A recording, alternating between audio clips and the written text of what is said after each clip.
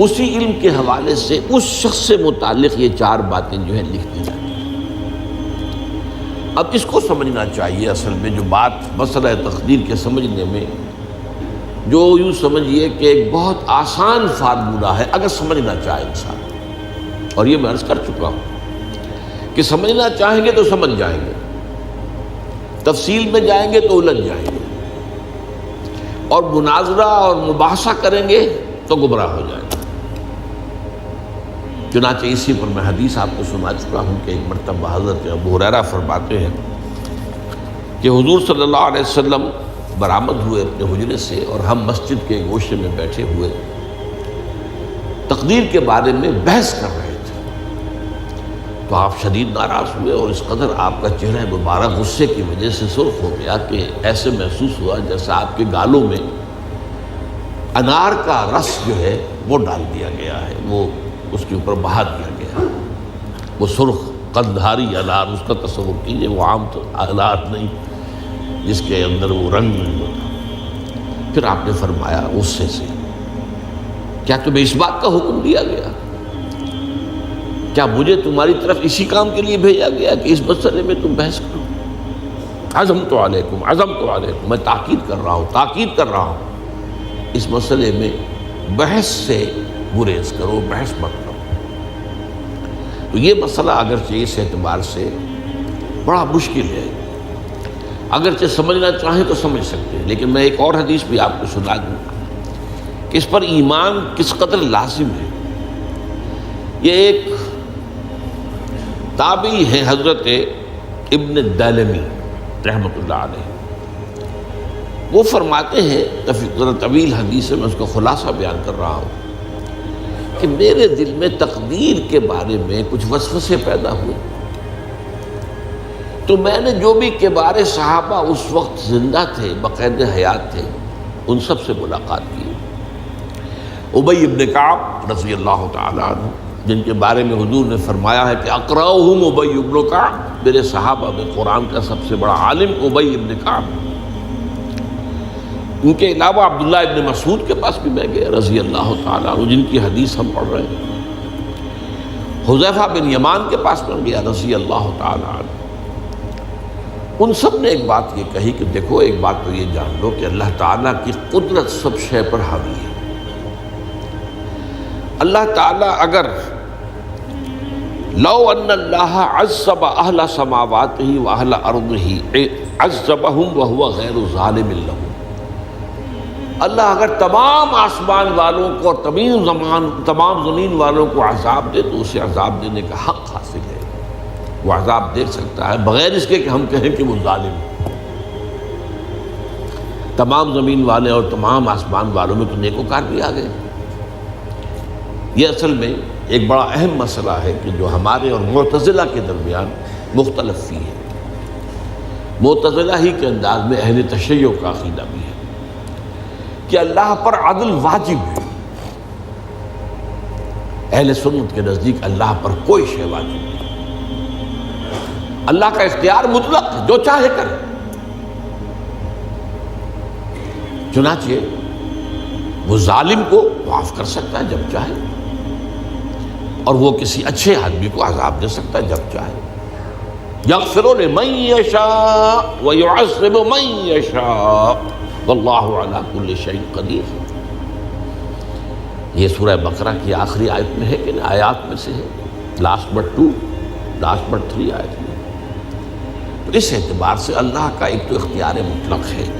پھر میں زید ابن ثابت کے پاس گیا تو انہوں نے یہی بات مرفوعاً بیان کی کہ میں نے خود حضور سے سنی ہے یہ بات۔ باقی 3 صحابہ کے بارے میں تو وہ کہتے ہیں کہ انہوں نے گویا کہ اپنی رائے کا اظہار کیا، اور اگر اللہ تعالیٰ چاہے لو رحمہم، تمام آسمان والوں اور تمام زمین والوں کو بخش دے اور رحم کرے، لکانت رحمتہ خیرا لہم من اعمالہم، تو اس کی رحمت جو ہے وہ یقیناً لوگوں کے اعمال سے بہت بالا ہے، بلند و برتر ہے، تو جو چاہے کرے۔ وہ ابو جہل کو بخش دے، کون اعتراض کر سکے گا؟ اور وہ کسی سے بڑے شخص کو جو ہے وہ عذاب دے، کون اعتراض کر سکتا ہے؟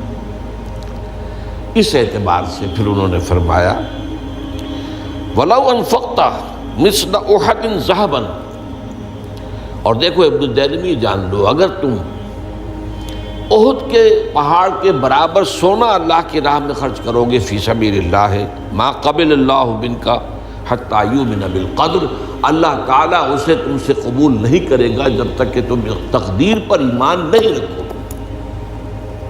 اور اس کے بعد فرمایا اعلم، جان لو، انما اصابک لم یکن لیخطئک، جو چیز تم پر واقع ہوتی ہے، کوئی تکلیف آتی ہے، کوئی حادثہ پیش آتا ہے، وہ تم سے ٹلنے والا تھا ہی نہیں۔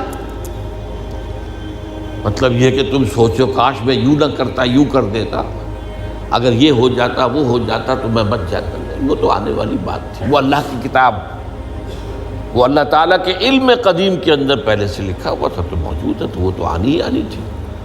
وَأَنَّمَا أَخْطَأَكَ لَمْ يَكُنْ لِيُصِيبَكَ، اور جو چیز کہ تم سے چھوٹ گئی، جاتی رہی، تمہارے ہاتھ سے نکل گئی، ممکن ہی نہیں تھا کہ وہ تمہیں ملتی، وہ اللہ تعالیٰ کا وہ جو علم قدیم ہے اس کے اندر پہلے سے طے ہے۔ وَلَوْ مِتَّ عَلَىٰ غَيْرِ هَٰذَا لَدَخَلْتَ النَّارَ، اگر دیکھو تم غور سے سن لو، اگر اس عقیدے کے سوا کسی اور پر تمہاری موت واقع ہوئی تو جہنم میں داخل ہو جاؤ۔ تو یہ اس ایمان بالقدر کی اہمیت کا معاملہ۔ اس کے لیے جو میں کہہ رہا تھا کہ ایک فارمولہ جو سمجھ میں آ سکتا ہے وہ یہ ہے، انگریزی کی جو اصطلاحات کے حوالے سے پہلے میں واضح کروں گا، وہ ذرا زیادہ واضح ہے۔ ایک ہے پری نالج، کسی چیز کا علم پہلے سے ہونا، ایک ہے پری ڈیسٹینیشن، کسی شے کا پہلے سے طے پا جانا۔ ان دونوں میں گڑبڑ کا نہیں کرنا چاہیے۔ اللہ کا علم قدیم اس کے جبر کو مستلزم نہیں ہے، اس کا علم ہے یہ کہ تم یہ کرو گے، اس کا مطلب یہ نہیں ہے کہ تم اس کے جبر کے تحت کر رہے ہو۔ اس کی ایک سادہ سی مثال میں دیا کرتا ہوں، پھر میں عرض کروں گا، سمجھنا چاہیں تو یہ فارمولہ بہت کافی ہو جائے۔ آپ کسی بچے کے سامنے کوئی کھلونا ڈال دیں، آپ کو تقریباً یقین ہے وہ متوجہ ہوگا، اسے اٹھائے گا۔ ہو سکتا ہے بچہ کسی اور دھن میں ہو اس وقت، ادھر اس کی توجہ کسی اور کو نہ اٹھائے۔ اگر وہ اٹھا لیتا ہے تو آپ کے مجبور کرنے سے تو اس نے نہیں اٹھایا، اس نے تو اٹھایا ہے اپنے انسٹنکٹ کے تحت کہہ لیں، اپنے ارادے کے تحت کہہ لیں، آپ مجبور تو آپ نے کی۔ لیکن اللہ تعالیٰ کا جو اندازہ ہوتا ہے، وہ اندازہ قدر کے معنی اندازہ بھی ہے، میں بیان کر چکا ہوں آپ کو۔ اس کا جو علم قدیم ہے وہ غلط ثابت نہیں ہو سکتا، ظاہر بات ہے کہ پھر تو اعلیٰ کل شیء علیم وہ ہے ہی، اس کا علم قدیم جو ہے اس میں کوئی خطا نہیں ہو سکتی۔ یہ ہے در حقیقت پری نالج اور پری ڈیسٹینیشن، دونوں کے اندر فرق کر لیا جائے، یہ جبر نہیں ہے۔ ہاں اللہ تعالیٰ کا علم ہے، اس علم کے مطابق چیز جو ہے وہ لکھتی گئی ہے، وہ تو ہو کر رہی ہے، ہوتی تو ہے، لیکن اس کے